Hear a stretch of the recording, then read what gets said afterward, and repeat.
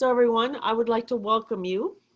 This is a momentous occasion because this is the first time that Dr. Paul Scheele will be presenting this in its entirety.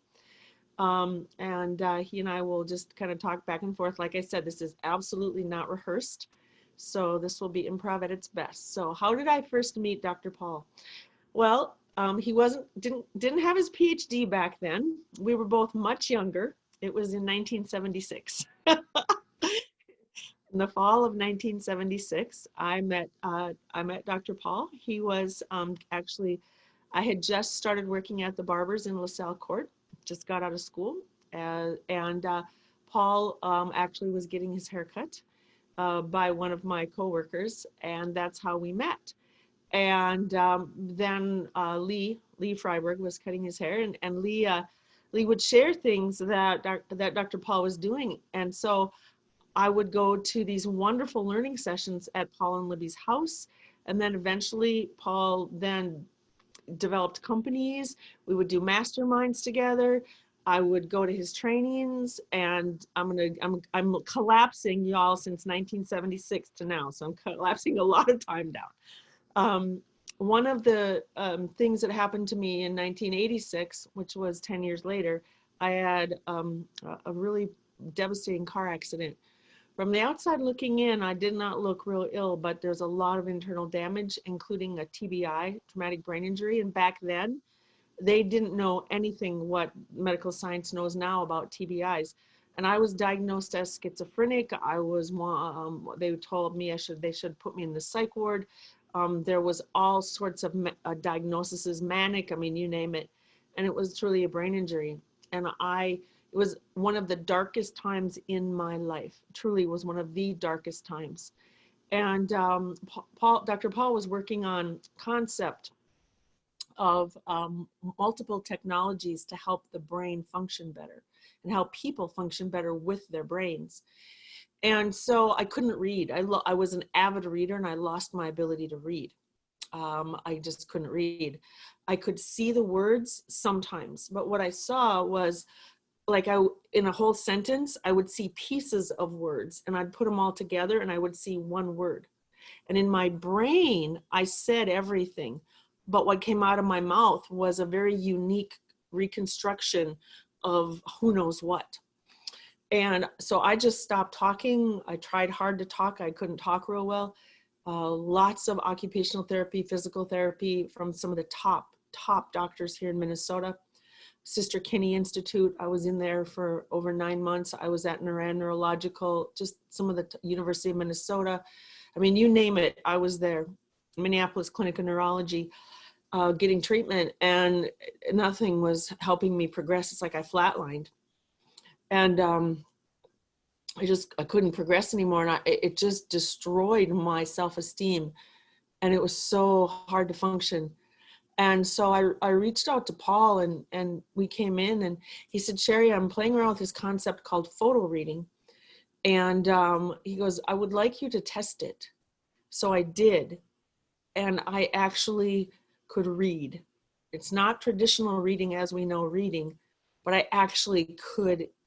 Books were now available to me, the knowledge of books. And then we also started to work on paraliminals. And that's a whole nother technology to help the brain move forward. And I was part of the testing of that technology as well. And so I got so much more of my life back, thanks to Dr. Paul and Libby. It was a time where I didn't know who I couldn't trust anyone, because the medical doctors wanted to pigeonhole me. And what they had said to me was, Chèrie, you are never going to get better. You need to say goodbye to your life as you know it and knew it. And this is who you will be the rest of your life. And I was on so many meds, and it was, like I said, an extremely dark time.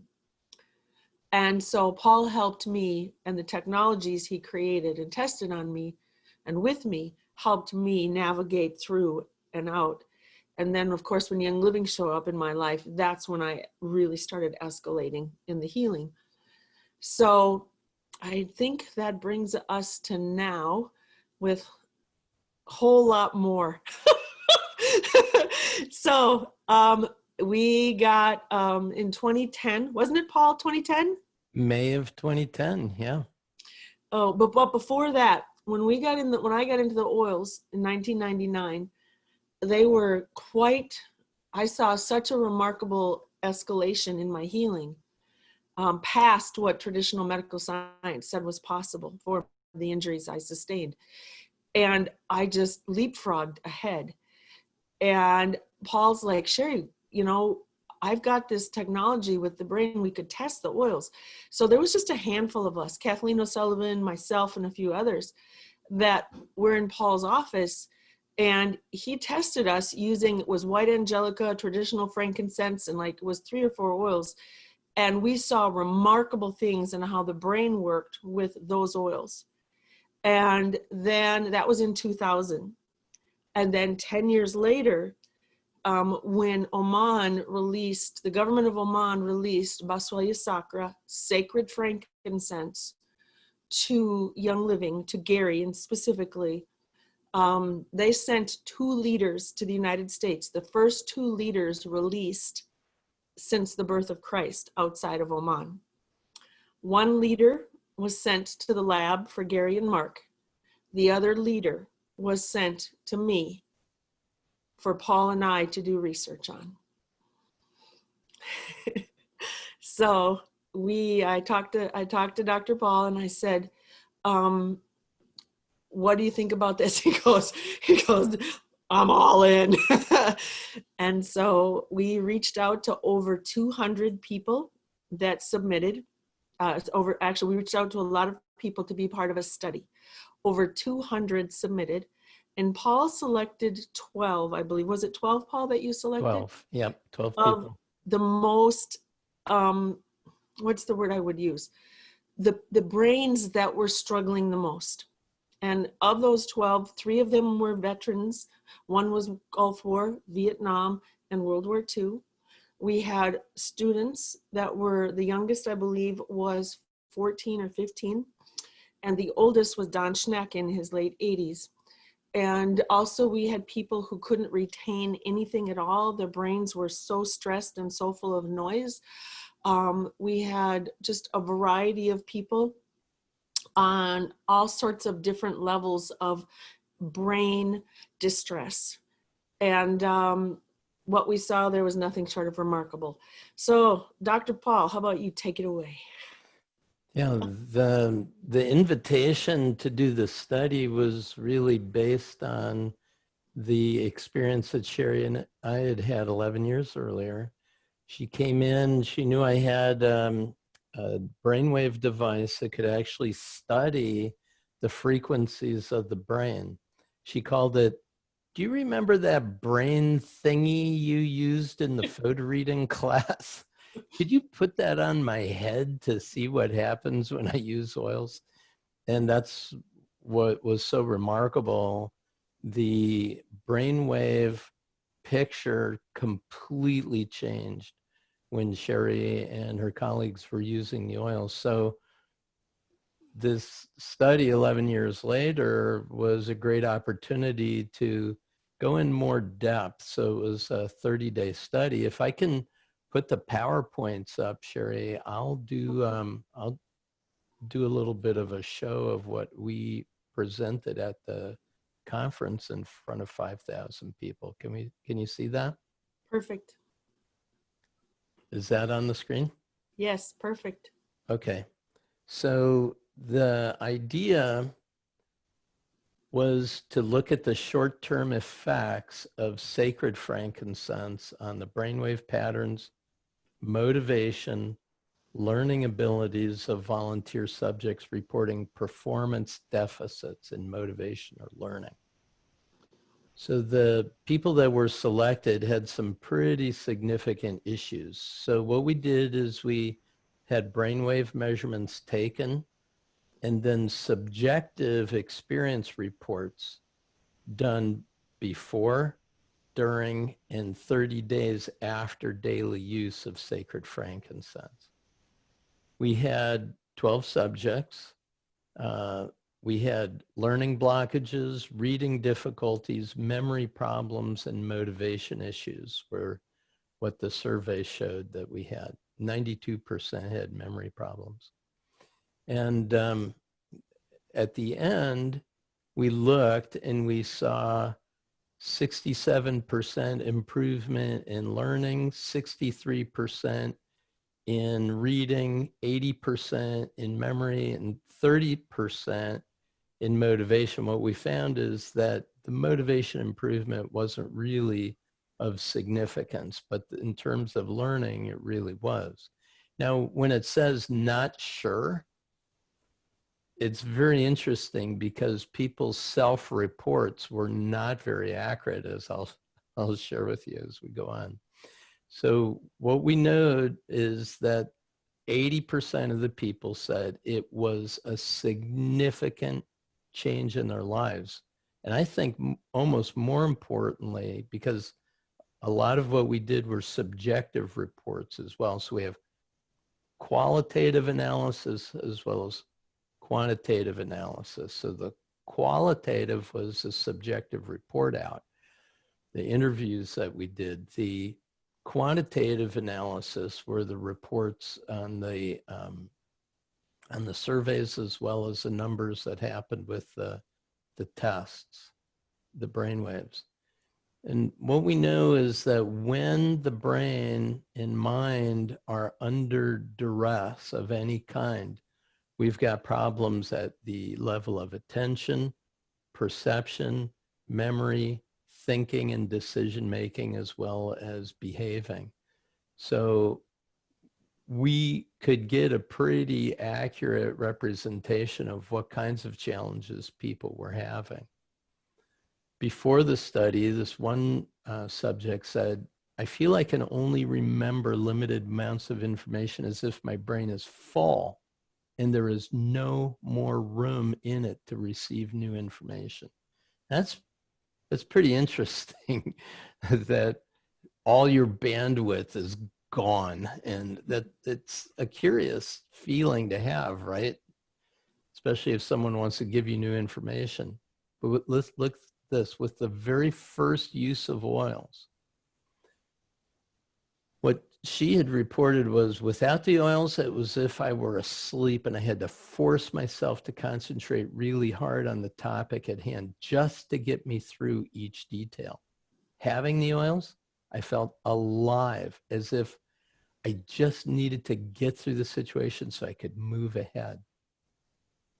Midway through the study, same subject said, I feel overall that the changes have been very good and I can tell a difference in myself as a whole. I feel much more alive, content, and happy. I don't have to rely on other people remembering things for me. I do have a little easier time to understand the things I'm trying to learn.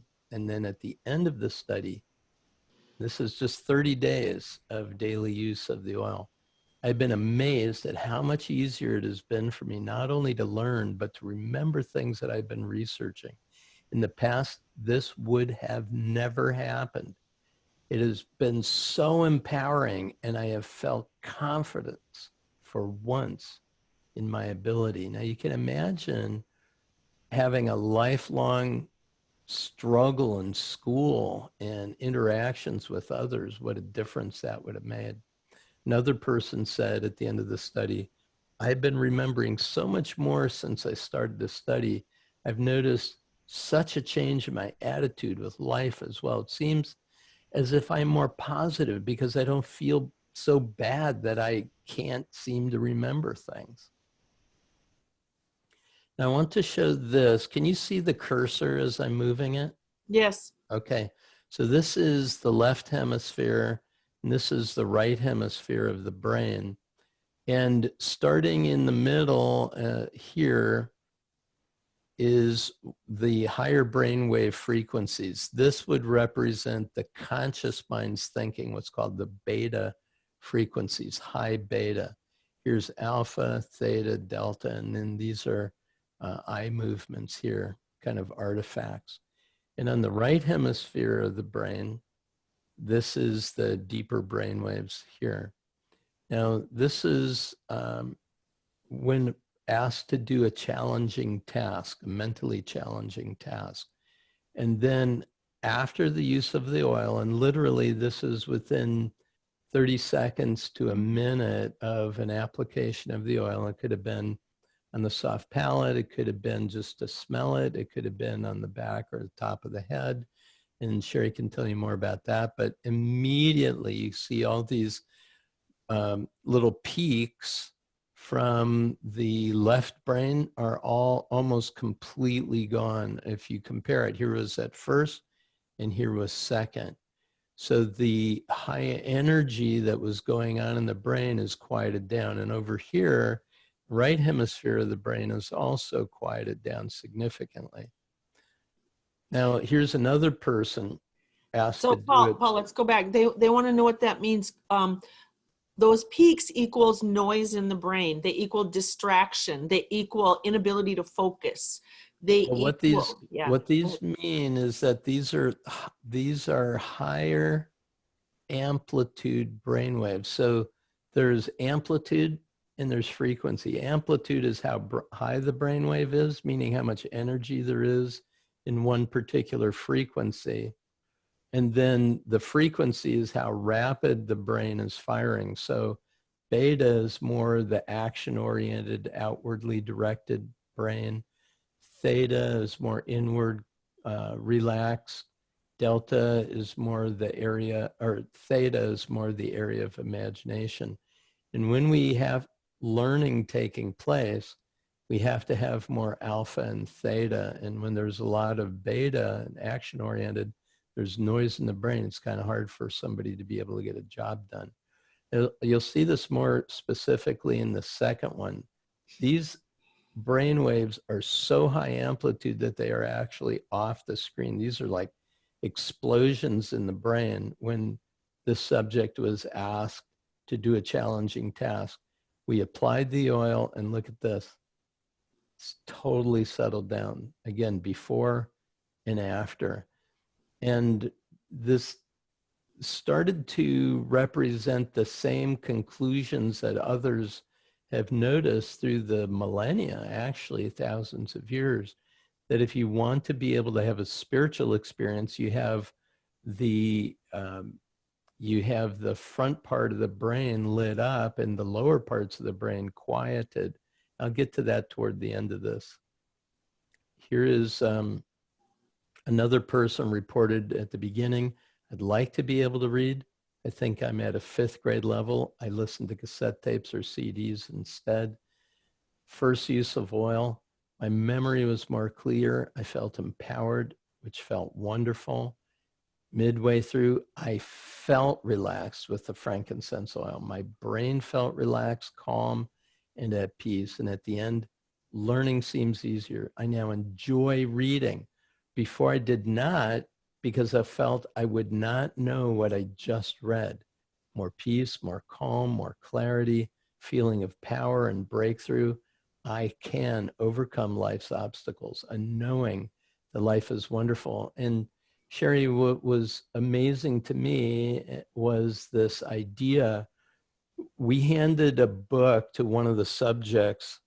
It was a book that I had written. I asked her to read the first page of a chapter, and I gave her a minute to read. She made it in a minute through 1.5 sentences is all.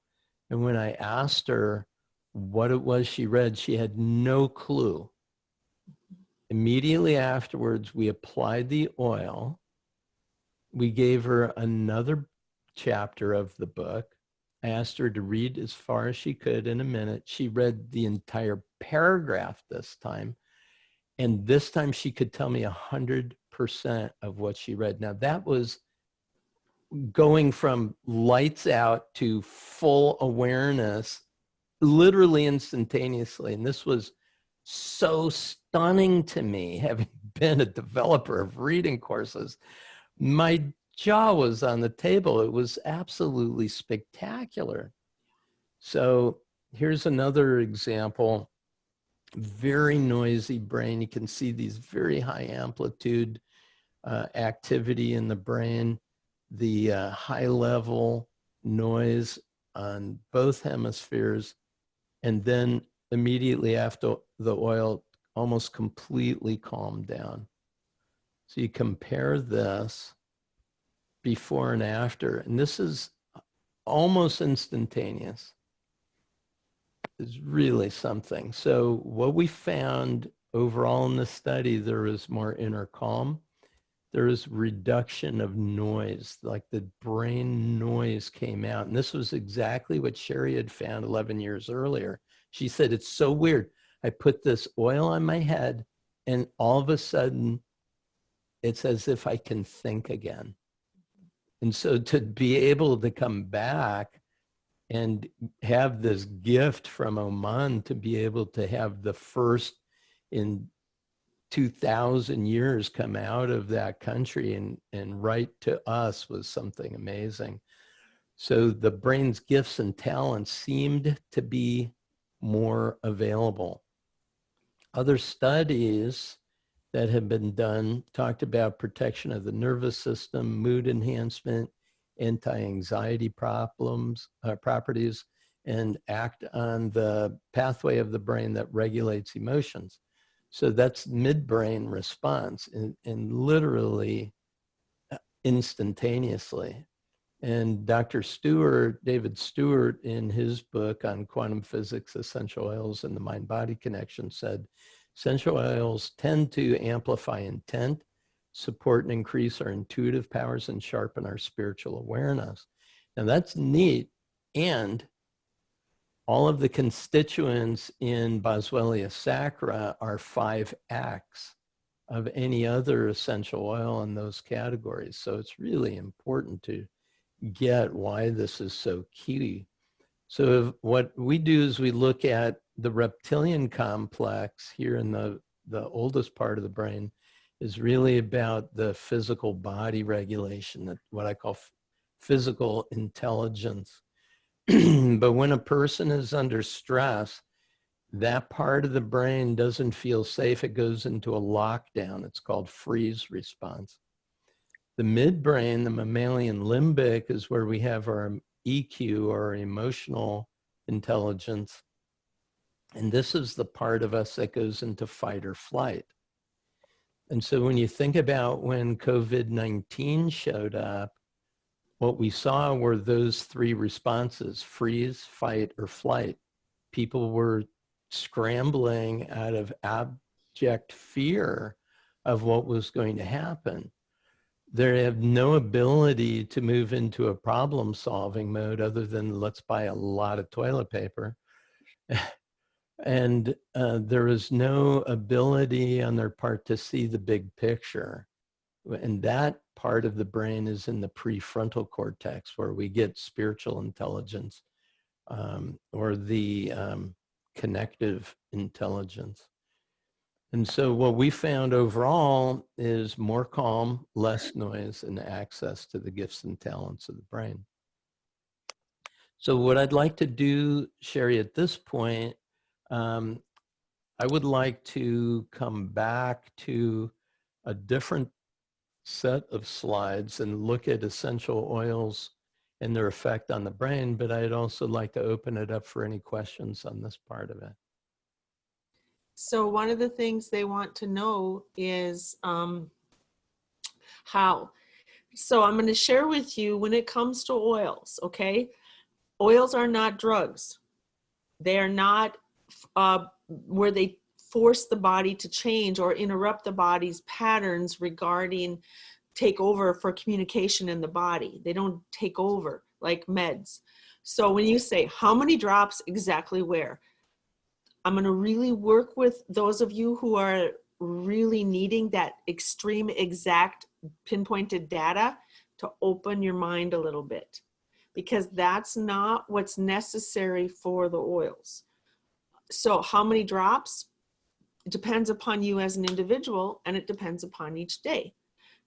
Where?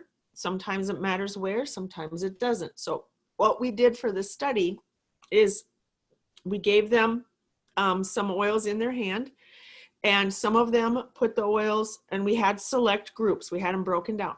Some just put the oils on topically, under the nose, brainstem area, okay, throat, and top of head and temples. That's kind of where some did.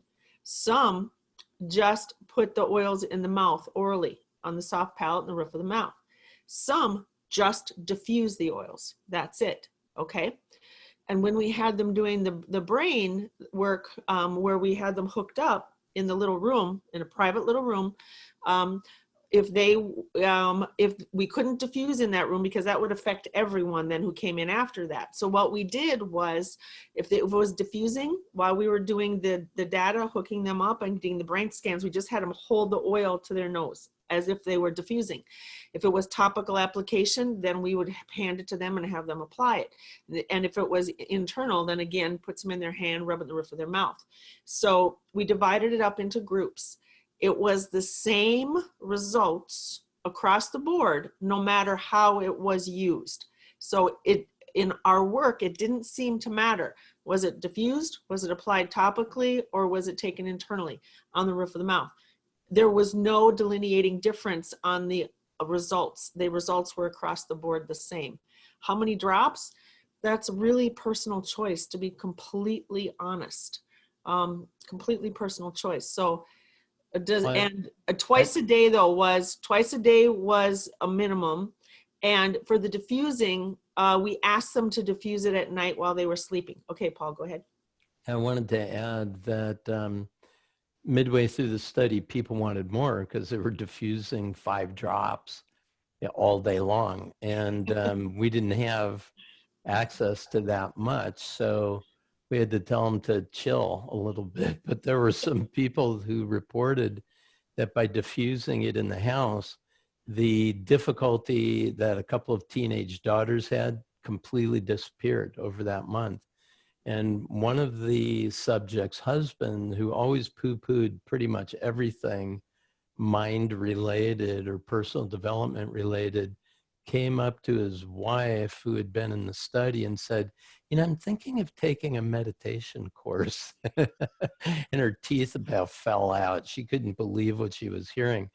But the idea is there is a natural tendency to, once the noise is out of the brain, to what researchers called upregulate. And the part of the brain, which is known as the place where the God spot is, when a person meditates, it's the prefrontal cortex that enlarges. This part of the brain is the most evolutionarily advanced part of us. And it may be that humanity understood this intuitively thousands of years ago as the most precious commodity on the planet at the time, because it literally moves us into that place where we can have spiritual experience, where we're not relegated to our fears all the time and trying to just survive through our fear mode. So one of the things, there's a few people that I'm going to just bring up some of our subjects. One of them was a young mom. She had 3 boys. The oldest one was like 4.5. When the first 2 were diagnosed autistic, when the 3rd young one got diagnosed autistic, her husband left. He just couldn't handle it and he left. And she had the most noise in her brain. There was no flat spots on her scan. It was so, it looked like the Rocky Mountains in prehistoric times. I mean, I'm like, how is she even functioning?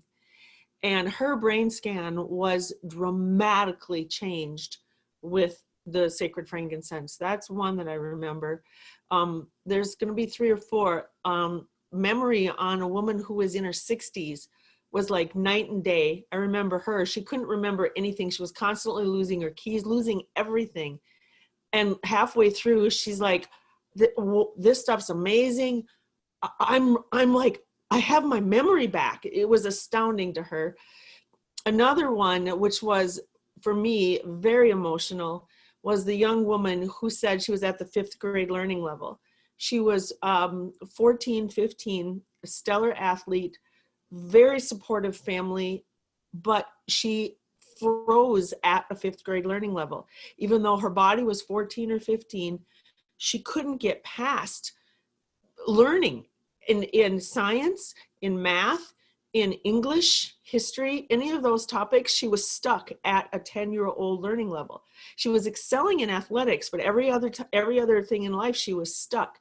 They got her private tutors, they homeschooled her, they put her into they did everything. Nothing was working. When we finished the study with her in 4 weeks' time, okay? And this was the sacred frankincense, y'all. And we're talking sacred frankincense, not traditional sacred. I'm gonna be really clear, okay? She had developed in 4 weeks from a 5th grade learning level to a 10th grade learning level in 4 weeks' time. And Chèrie, yeah. you know that as a result of conducting that study, there has never been a day that's gone by that I haven't diffused sacred frankincense in my office, my home, all of my training programs. I have my clients diffusing it in their conference rooms. And it elevates everybody's brain to a higher level of functioning. And while it may be one of the most expensive oils, it's worth every penny of it for the results that it will produce. For how it restores, it's amazing. And I remember watching her when she walked in the first time and she was selected. Paul selected the 12 most, the brains that really were the most stressed of all the peoples. And I remember seeing her come in. And she had no abuse. I mean, there was no reason for this that you would think would be an activating event, nothing. And I remember watching her come in and how she walked halfway through, because at the 2-week mark and then at the end of the 4-week mark, I remember she completely transformed how she moved, how she walked, how she held herself, the words she used, how she talked, how she looked at us in the eye. Everything about her had changed. And I remember that, and that for me, being able to relate to being a low self-esteem, lacking confidence, young teenager, to seeing that in 4 weeks was whoa. And then I remember the three veterans. Don Schneck, he was just a hoot. The guy was just a hoot. And for his age, the activity that it helped him to access in his brain, the creative problem solving, I think, is what we noticed in him the most. He was in his late 80s. And Steve was the Gulf War vet. And he had a lot of emotional, a lot back then, in 2010, PTSD wasn't really known as PTSD. Like today, we have a lot more data and a lot more support. Back then, there was hardly any. But I remember the gentleman, the Vietnam vet, he was on 5 antidepressants and medically supervised. He couldn't work. His wife had to call him every day to remind him to go pick up his daughters from school. He couldn't even think that clearly. It was a horrific existence for him. And at the end of the study, his medical doctor took him off 4 of his 5 antidepressant meds and lowered the dose to an extremely low dose of the one. He wasn't getting lost driving. He could drive, he could function, he was cooking dinner. I mean, it was like he was given his life back in 4 weeks. So these are just some examples, and I don't know if Steve is on, if Steve wants to just share, because there's something when you have what the sacred frankincense Steve experienced while he was sleeping, diffusing the sacred frank. If he wants to just share a little bit. Steve, are you on or no? He might not be. Yeah, can you hear me? Yeah, go ahead. Why don't you share just a little bit? Because Steve was the Gulf War vet with the extreme PTSD. Go ahead. So it might be a little hard.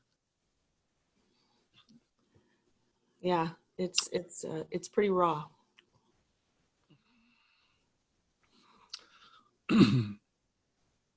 So the first couple days I was diffusing at night, and it brought up a lot of stuff. And I told Chèrie, brought up a lot of stuff through my dreams. And I told Chèrie, I don't need this crap. I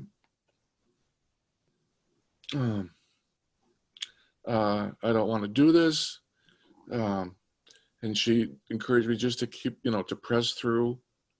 And after the third day,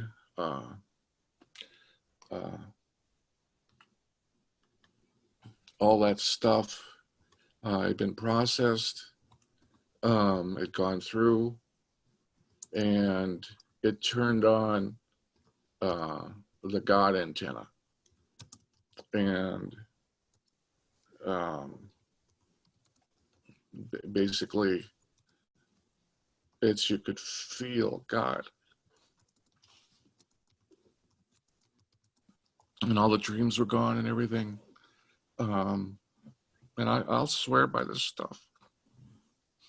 Sorry. Don't apologize, Stevie. It's huge. Steve was caught up in a very dark, he experienced a horrificness over at the Gulf. And his dad said, I sent my son to war and the man I got back was not my son.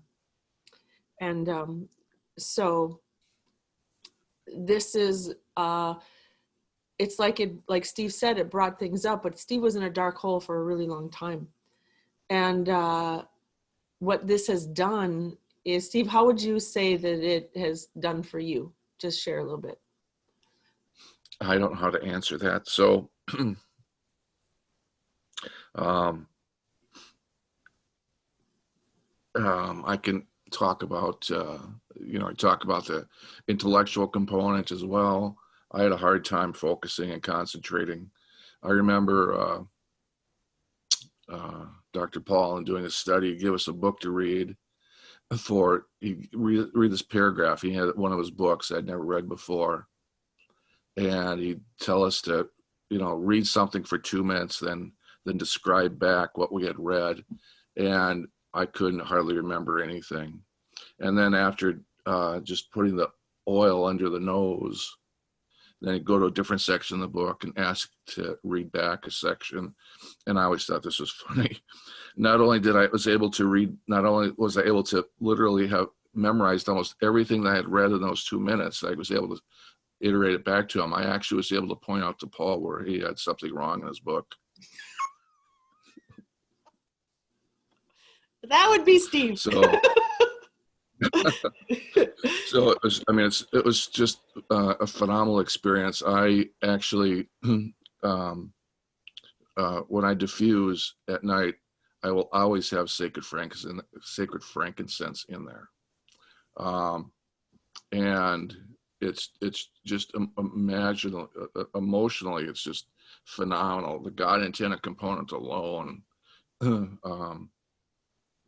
it is, people meditate for decades trying to get where that thing got me in just like a couple of days. So I don't know what else to say. Thanks, Stevie.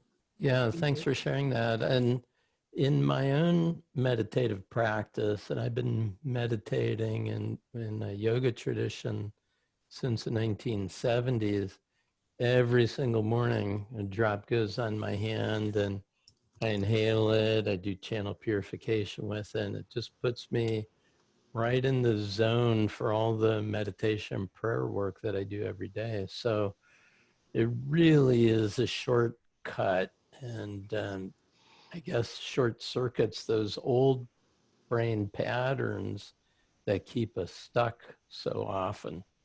So I do want to share, Chèrie, if it would make sense to look at some of the other ways in which I've used the oils for transformation and also human development.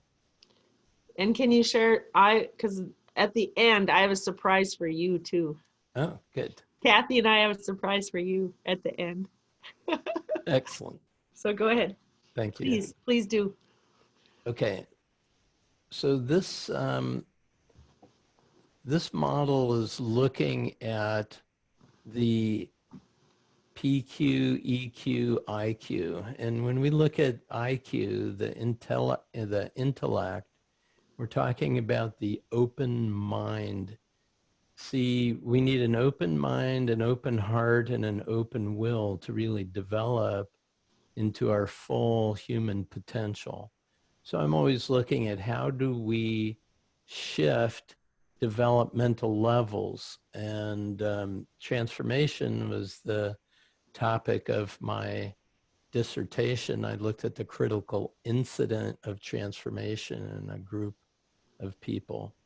And so when we look at how do we help trigger that open mind, and we talk about that as more the neocortex, the left and right hemispheres of the brain, these are the oils that we suggested: rosewood, frankincense, lang lang, Idaho balsam fir, vetiver, and then for blends, peace and calming, tranquility, and there's a tranquil or tranquility?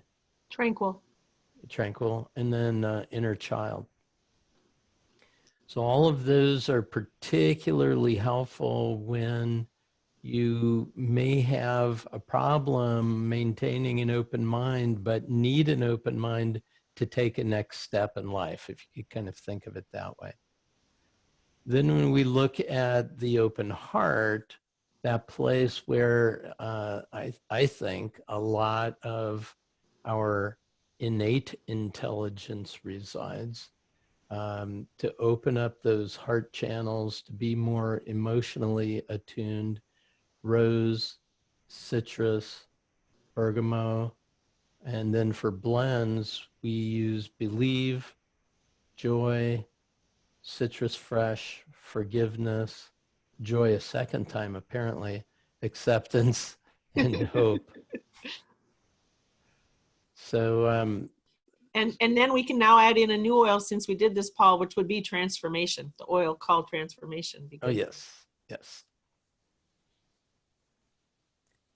Then when we look at the physical intelligence, and if we need breakthrough in our ability to operate, for example, we set an intention, but now we're not behaving in a way that's congruent with that intention, we need to really work on that kind of gut level response that's shutting us down. So nutmeg, spruce, cypress, cedar wood, and then for blends, sensation, valor, surrender, and humility. Now, we also looked at being able to make transitions, like if we're stuck in one part of the brain but need to get into another energetic in our lives. So we looked at, the idea of the prefrontal cortex, which is that spiritual intelligence. This is what's known as being present and sensing what's emerging as the ideal future that's coming about. And here we look at frankincense, sandalwood, palo santo, western red cedar, blends, three wisemen, Australian blue, highest potential, sacred mountain. And would you add any to those? Yep. You can do Shang Mao, the new ones that we get from China now, Hong Kwai and Shang Mao are really good. And then of course we have all of our sandalwoods. We have Royal Hawaiian sandalwood, we have sacred sandalwood, and black spruce now, because the black spruce was added and blue spruce. So I would add those in as well. When I was in China, a woman put together some blends of 5 different types of lotus. I don't know if you're using lotus yet, but that was also amazing for this level of intelligence as well.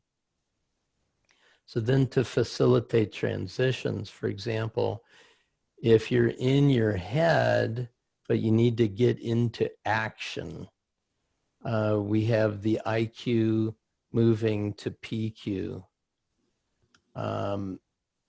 So when you're scattered, you need to take your thoughts, oils like gathering, or to be able to let go and let come. We have release is a good example. When you're in your head and you really need to let go of your ego and move into more of that higher intelligence, this is a great place where highest potential comes in. We use this quite a lot in courses that I teach. When we're moving from the physical into the spiritual, this is where we need to trust and surrender. When all of the options we've tried up until now aren't working, what can we do? And this is where surrender and humility come in.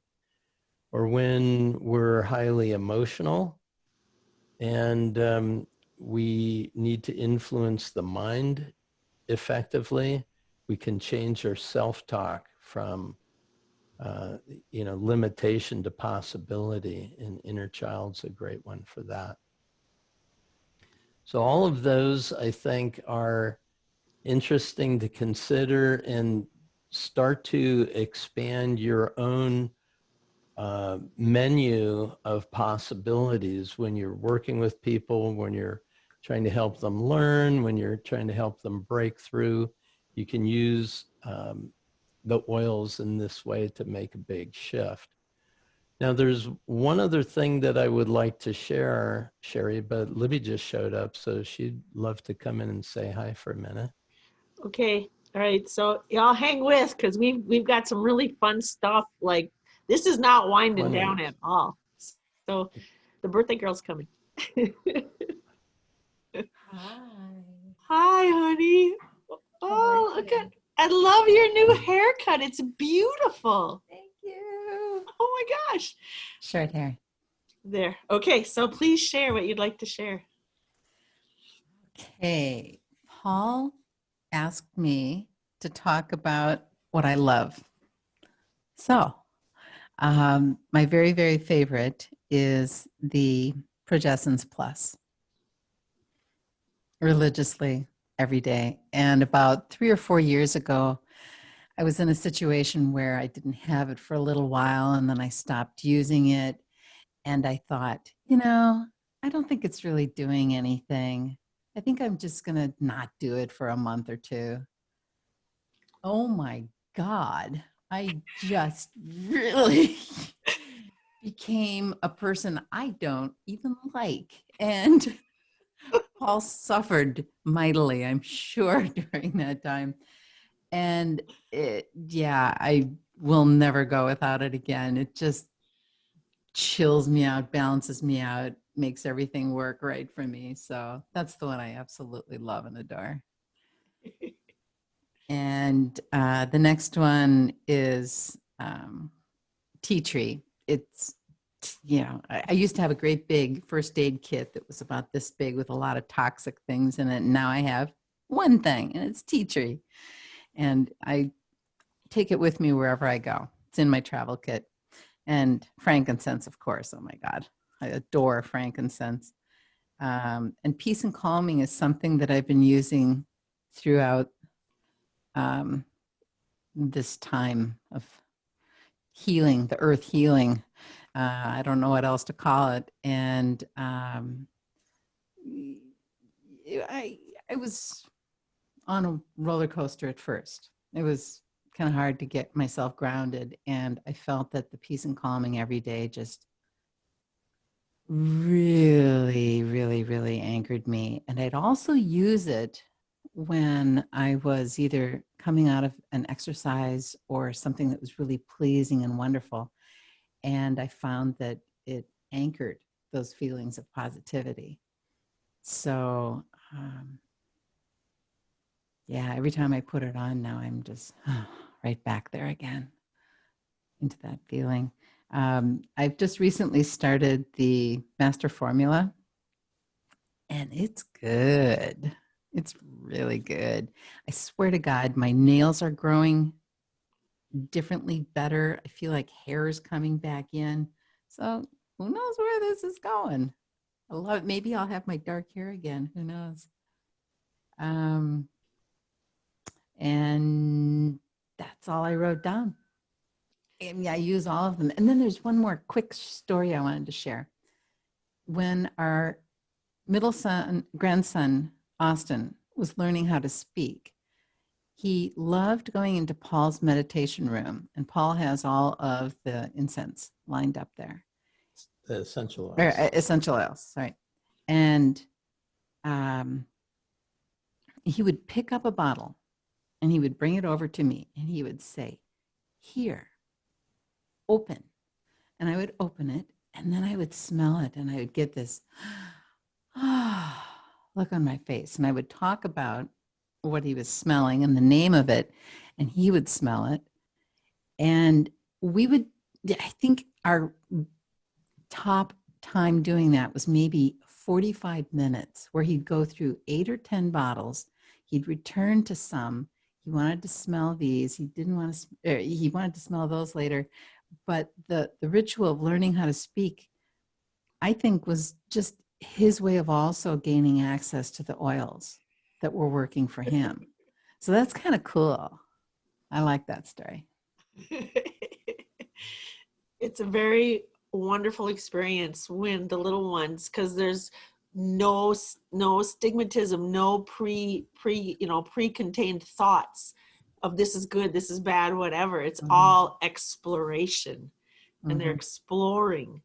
And that's what I love about it. And that's, I know how both of you work with and support communication. And I have used, Paul, what you and Libby teach about yes and is a big one. And then why so high? Why so high? Those are the two things that I think that they hear me say all the time. Well, why so high? Like, Chèrie, it's a 2. And I go, yeah, so why is it not a -2? I mean, come on now. And that whole concept. And so by making everything okay in exploration, and it's fun that he chose to use that most activating part of memory, which was scent, the scent, while he's learning. Yeah. You have a brilliant, we are not surprised. You have a brilliant little one there. His innate way to set up how he can learn the best, the fastest, and the most thorough, he just was doing naturally. Yeah. And if I didn't say things exactly the same every single time, he would correct me. He wanted to learn a sentence, and he wanted that sentence structure. And if I forgot any part of it, he would bring me back to it. And he speaks eloquently now. It's wonderful. You're right. It was his accelerated learning technique. That is great. I hadn't thought about it that way. So cool. Yeah. So cool. There is a fairly new way in which I've been working with the principles of human development and change. I want to share some of that with you if I could. You may remember a book that I wrote years ago called Natural Brilliance. Yes. Okay, so it's based on a 4-quadrant model of how change takes place. So if you think about it like this, we have the present on the left and the future on the right. We've got positive on the top and negative on the bottom.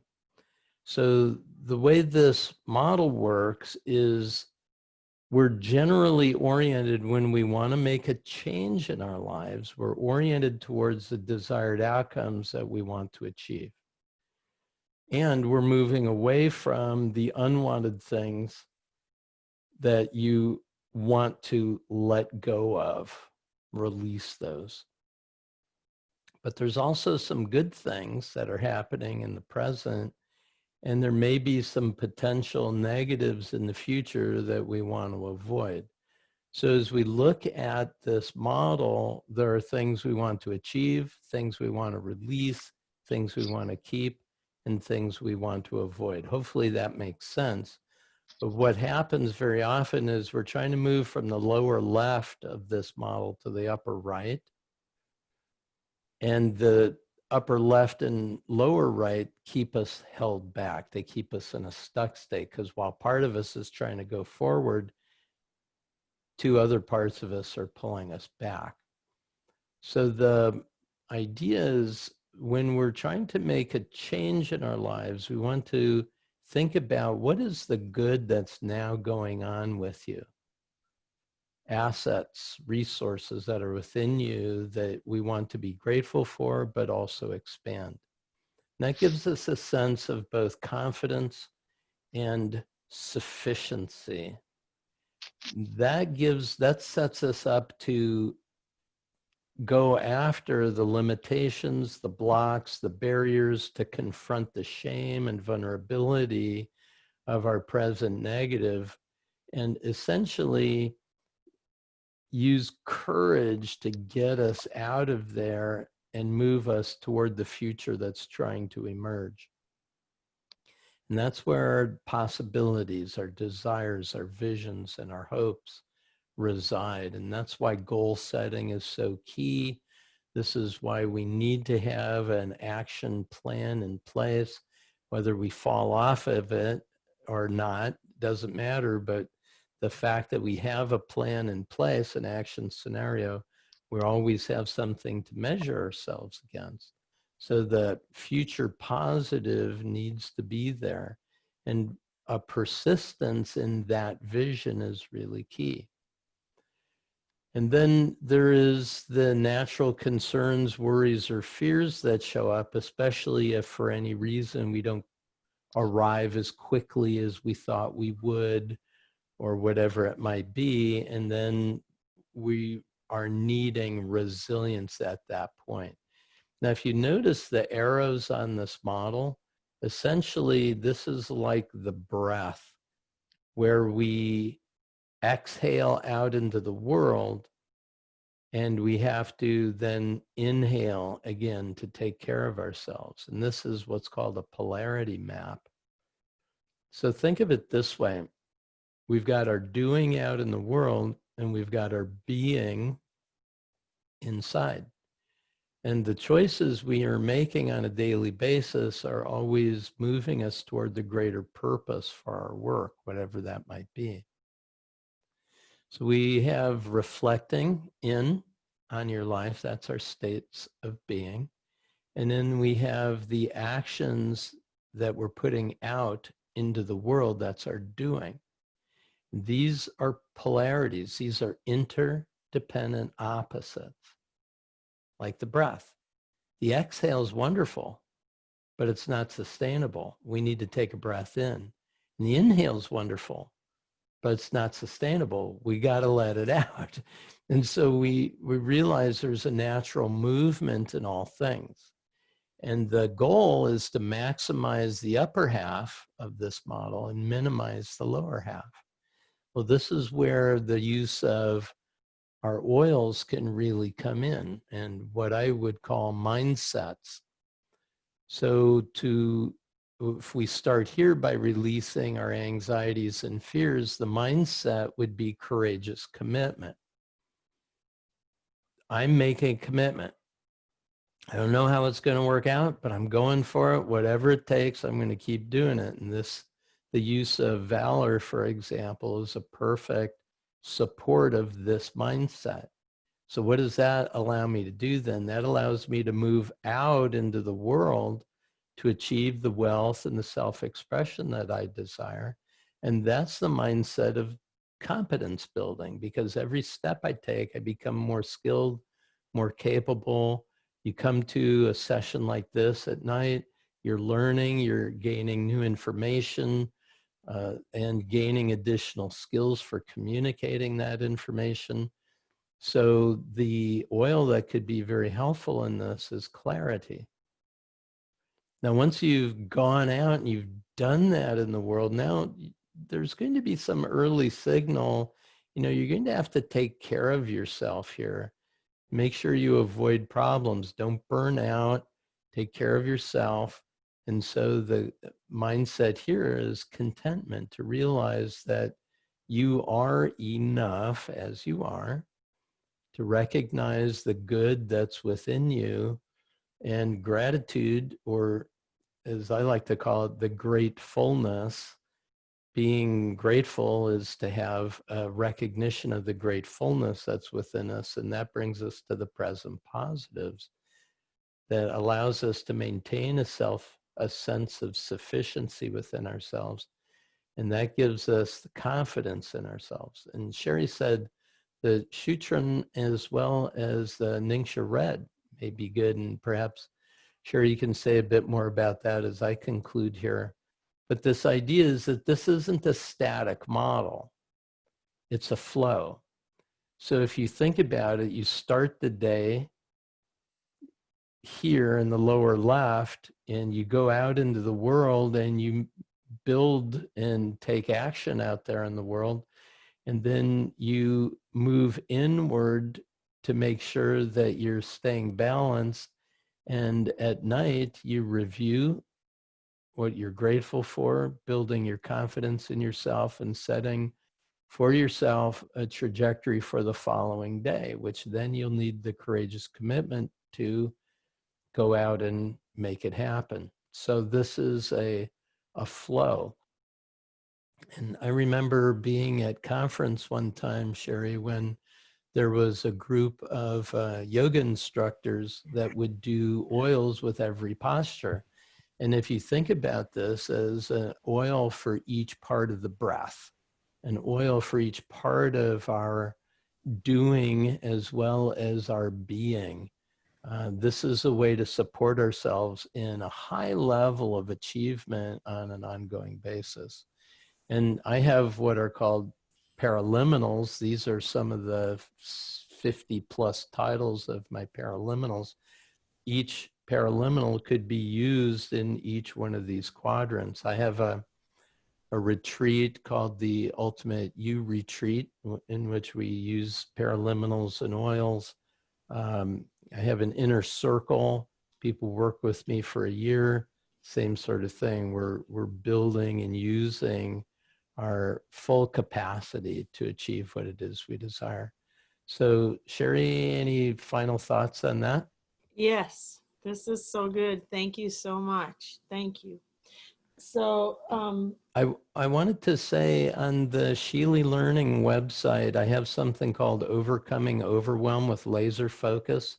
It's a free 5-day challenge to use the techniques that I teach for dropping in and shifting the mind, up leveling into the higher brain frequencies. So if you want to join in, it's free.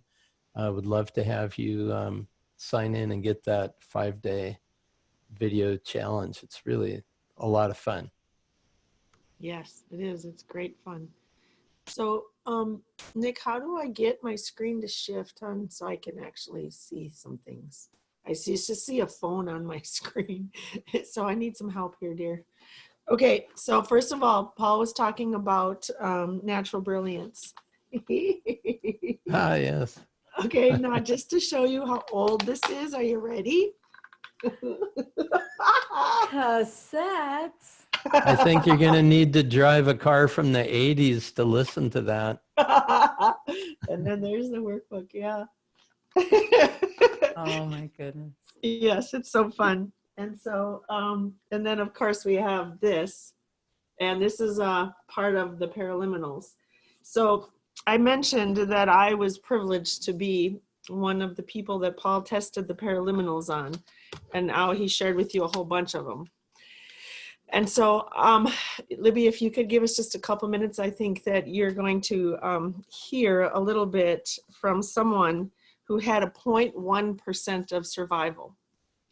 And she's with us with what happened to her. So Kath, are you ready to come on? Where are you, sweetheart? Can I say no? No, you can't say no. You can say no, but it's not going to do any good. Come on. I'm here. Come on. These people need you. All right. So I understand now why you were so fascinated with my brain. Now I get it. what do you get? And I wish Paul Scheele was in my room with me. I would have loved to seen some of those graphs of my brain. Yeah. because Yep. that I- was real. I jokingly say that I go to sleep with Paul every night because I literally, and when Kath stays with me, I'm telling the truth, aren't I, Kath? Yes, you are. And so Kathy had an incident, and we're going to do a whole testimonial, but not tonight because it's too long. It'll take about an hour. We're going to do the Cliff Notes. Kathy had a aneurysm blow in her brain, and it was, show them your scar, honey, so that they can see. It was from her wrist all the way up to her elbow. They took the main artery out of her arm, and that's what blew in her brain. It blew up. And so she drank a whole bottle of Aroma Life, right, Kath? Yes. And she was at work at athletic club that she was part owner of and managed. And then her daughter and her sister came and got her. They took her to the hospital because you heard what, a loud pop in your head? Yep. And Right behind the eye. yep. Right And behind the thigh. Yep. And then they took her to and they just said it was just a migraine. And so at the ER, and then what happened, Kath? I have a history of aneurysms in my family, and I was the third one to experience. And so my sister was at the ER, and she said, look and see if it's a brain aneurysm. And they said, okay, we will. And they did, and they came out of the room. They said, you called it. And they called for a air flight to Seattle. And so I was air flighted very, very quickly out of that hospital and went to Harborview. Here's my big file. So she went to Harborview, and how long was it before they could do surgery on you? First of all, they couldn't understand, one, how she was still conscious, two, how she was still alive. Because they cut her literally from the right here, the collarbone. Okay, they cut her from right there all the way up behind her ear, across her whole top of her head, over to her other ear. And they peeled her whole face back, and the whole main artery was completely mush. It had blown up. And how long, Kath, was it when you got there to when you could have surgery? Was it 24, 48? How many days? No, the next morning. Okay. This happened like mid-morning, and so I was air flown, and at the time my blood pressure was way too high to operate, and so I was in surgery by the next morning, though. 8 hours. And there's one surgeon that does this type of surgery, and thank God he was at Harborview. He was from East India, and this was his specialty, so that's why they flew her there. And she had 2 strokes while she was in surgery. She came out of surgery. They didn't think she would survive surgery, but she did. I'm saving a lot of that. We're going to do the whole thing on her testimonial to give you details. And she then was in a coma. And how many days, honey, were you in a coma? Do you remember? I think it ended up being, they said I'd probably be in a coma 3 to 4 days. My mom was knocking on the nurse's station at 5 days. I think it ended up being a couple weeks. Yeah, it was over 2 weeks. 2 weeks. And yeah. And so they said, how do we wake her up? And they said, talk to her.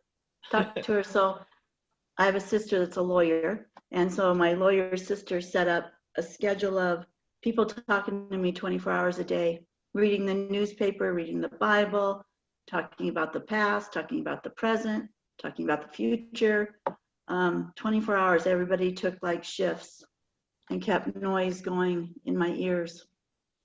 And she had 2 more strokes when she was in the coma. So she had a total of 4 strokes. And then she woke up. Sherry's favorite part. And the hospital would not allow oils to be used on her because they thought they were toxic. And so the daughters would put oils on themselves and then lay on their mom and snuggle with her.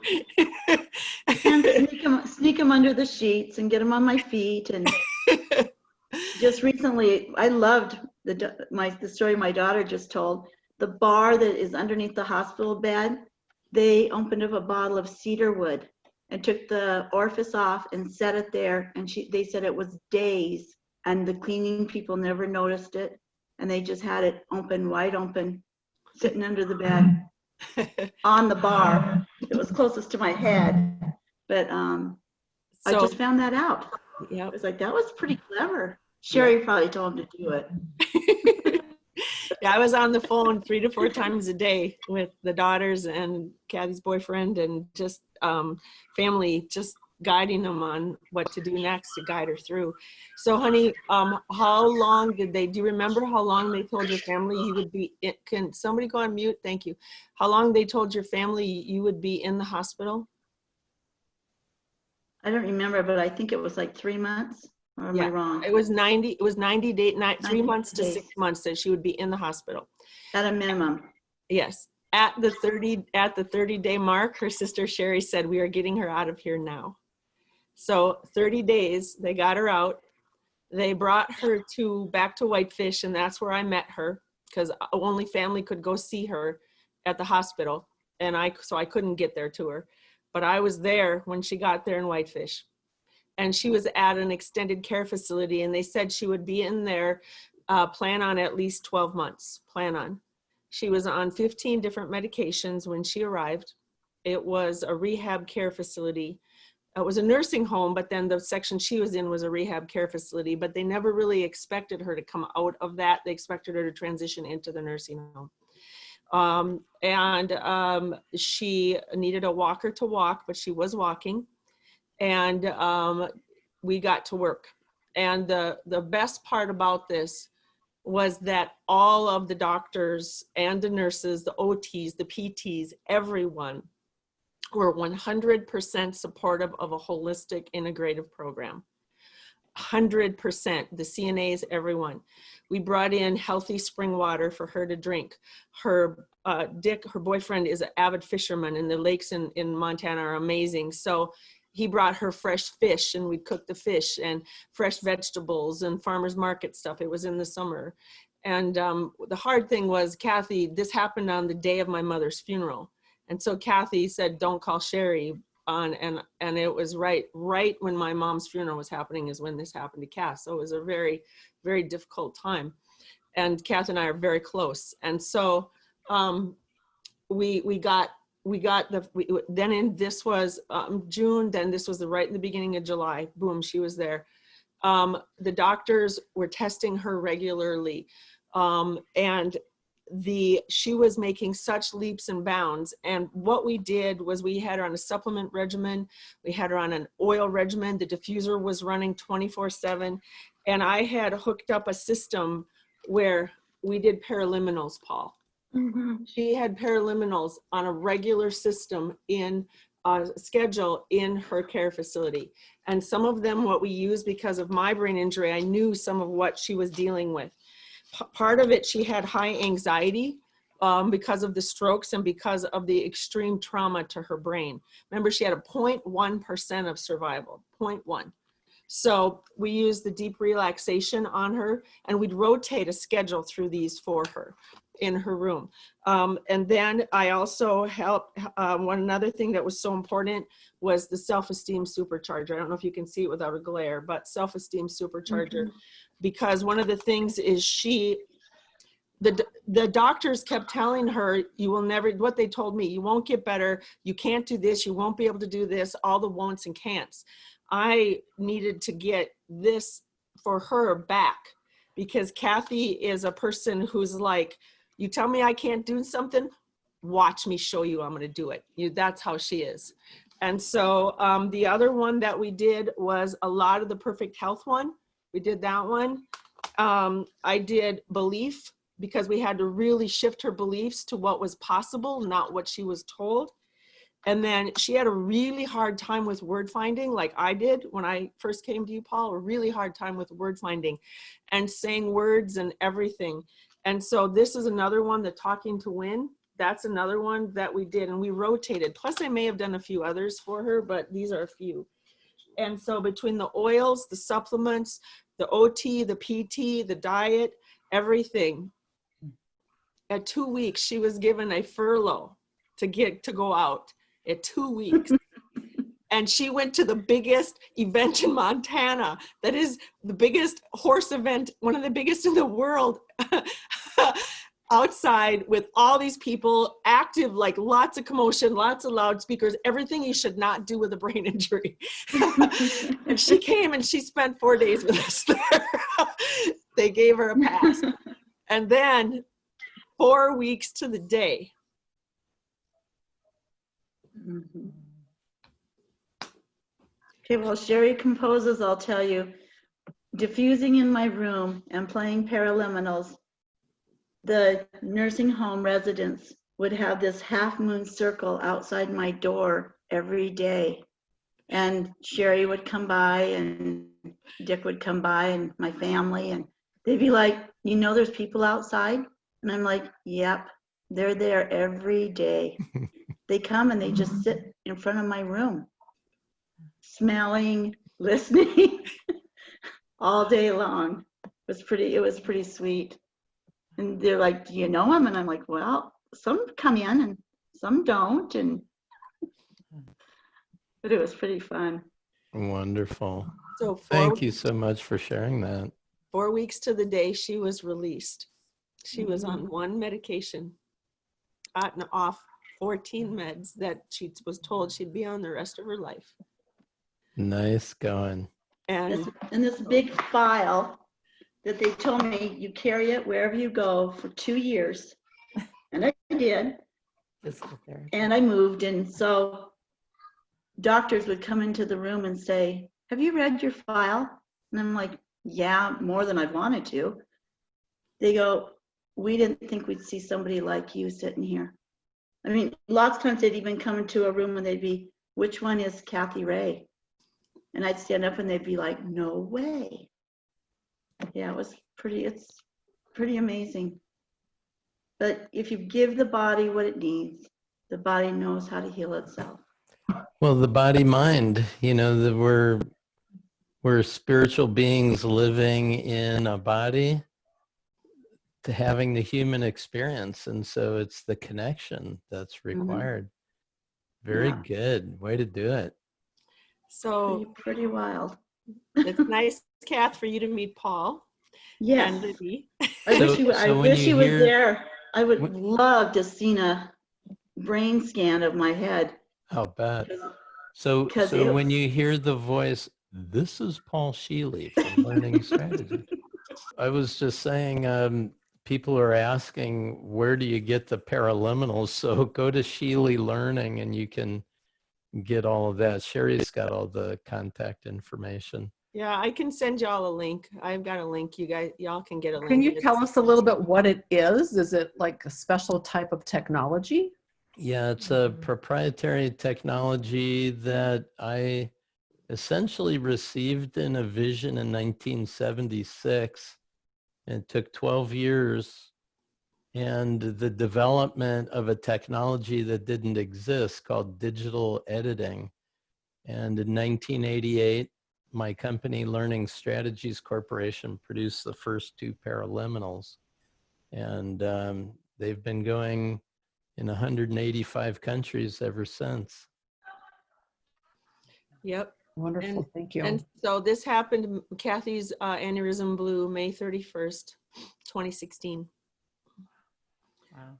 So, and as usually when you have a catastrophic brain injury, you often have residual health challenges. And so Kathy, the next year, or was it 2 years? It was 2 years later, honey. Was it 2018? It was 2018, wasn't it? Yes. I don't know. Wait. Kathy was blessed with a diagnosis of uterine cancer in 2018. And so we worked holistically through this whole process, constantly being observed traditionally medically, but we worked holistically, integrated again every process necessary that we've talked about to get Kath to recover as well. So we've got a few testimonials that we are going to be doing the full thing of and bringing to everyone to answer all your questions, because it's way too in depth and we're already at the 23 after the hour time. So this is just, Paul, I wanted you to, and Libby, I wanted you to meet Kathy, because you don't get to actually see how the work that you do drastically affects people's lives in the most profound way. Thank you. Thank you so much. That was a gift. Yeah. Congratulations, Thank you. Kathy. Thank you. Keep up the good Yeah. work. I slept. I slept a lot. So, I mean, tell me to say, you started today. I was like, uh-oh, here it goes. I'm going to fall asleep. Yep, that's how I she hate healed. to She say healed with Paul. that, but I hate to say that, but I slept a lot. I slept hours and hours and hours. They'd get me up for PT, and I'd go to PT, and I'd come back and take a nap. Then they'd get me up, I'd eat lunch, and then they'd get me up for OT, and then I'd go back and I'd take a nap. And I understand that. And Chèrie would say, I go, I can't stay awake. And she's like, your brain is healing. It's okay. But I slept a lot of hours. It was pretty fun. And she was working while she was sleeping, because we literally had her plugged in with the paraliminals the whole time she was sleeping. And then, you know, she'd go to sleep with them. Her naps would be with them. And then when she'd wake up and she'd do breakfast, and then whatever, every time she took a nap, a paraliminal would be right on her head. So, yeah. So thank you so much. So everyone, any very short questions for Paul or Libby? Not Kathy, because that's a whole nother time. But any questions for Paul or Libby really quick, and then we're going to do our surprise for Libby. Okay. Burnout, the Reconnect Kit with our sweet Macy. Okay. So, well, that's a whole nother, Patty, we'll talk about that later. Okay, thanks for sharing. Good. How long are the CDs? The shortest one is 10 minutes, called the 10-minute supercharger. Most of them are 20 minutes in length is all. Yep. And then what's the one, I should know. You've got a few that have got a part 1 and a part 2, and they're just a little bit longer. And those are amazing. And I use them for meditation. I'll put my sacred frankincense or my oils on, and I'll put those on, especially before I have to do a presentation, or before, like, creativity. I need peak creativity. I'll listen to the creative one. There's so many options. Kathy's staying at my place in Montana right now while I'm not there. And she's like, I filed them alphabetically. Thank you, honey. They were all over. And all over. Can I listen to the perfect weight one? I go, have at it. So yes. So and get around to it. Yes, get around to it. So good for procrastination. Yes. And so the spiritual aspect of sacred frankincense. Paul, do you want to touch on that briefly about the brainwave patterns and how much you noticed the shift into the spiritual connected brainwave patterns with Sacred Frank? Can you speak to that just briefly?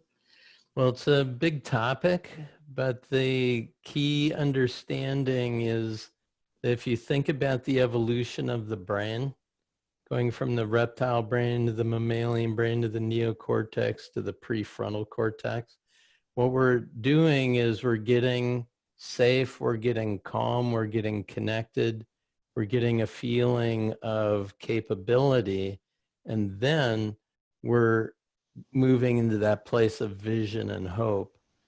So anything that we can do to move the energy up into that front part of the brain, practices like breathing and physical relaxation are good for the old brain. When we balance the hemispheres of the brain and we start moving with visualization into our goals, all good. There's this point in which we need to let go and let come. And that is when we're really in that place of meditation. And humanity has understood that frankincense was used in the temples because it put us into that prefrontal cortex. It moved us out of the old brain. moved us out of the trouble, out of the problem solving, and moved us into a quiet space in which we could contemplate the origin of our soul, of our spirit, of our nature. So anything that you can do, any practice that you have, whether it's contemplative prayer, if it's reading spiritual texts, any of it, it's all going to be supported by the use of oils. And the one that I'm absolutely most enamored with, because of all the work that we've done to study it, is the sacred frankincense. Yeah. What we found, to talk in language, because Paul's done an immense amount of study and research on the brain, y'all, and to be in his presence and just listen to the words and how Libby and he communicate, you're like, that is like the most beautiful music, just listening to them speak. It's so exquisite. And just the talking, just listening, your whole being, just, you feel the stress just go, whew. It's so cool. I love it too. It is. And so for me, how I think is we go from that fight, flight, or freeze brain, the stress brain, and then we move up the scale and we move into kind of a neutral, and we're like, whew, exhale, whew. The noise starts to quiet, and then we go up the scale and we go into creative problem solving. We're like, whoa, wow, I can actually, oh, this might work, or this might work, or I couldn't see this. What I see now, I couldn't see it from down here. Now I'm here, I can see. The brainwave shifts to a creative problem solving brainwave. And then if you stick with it long enough and you just keep, what we noticed is you immediately move into that higher level of spiritual connectedness, that knowingness, that awareness. And it even transcends what scripture calls it, the peace that passes all understanding. It even elevates above that to that place of Steve calls it the God antenna, to where you literally, all of a sudden, intuition kicks in and knowingness kicks in and all sorts of amazing things kick in that there's no way you could access from the stress brain. And so that's kind of my layman's term of explaining what Paul just said. So I hope everyone enjoyed this. I really want to thank Dr. Paul, and I want to thank Libby for sharing your birthday with us. People are just commenting. People are commenting how much this has helped them on the chat, Paul, just commenting like crazy. Thank you so much. And y'all, I can do this because of this man and this woman right here. I can tell you that. I can do this because of those two.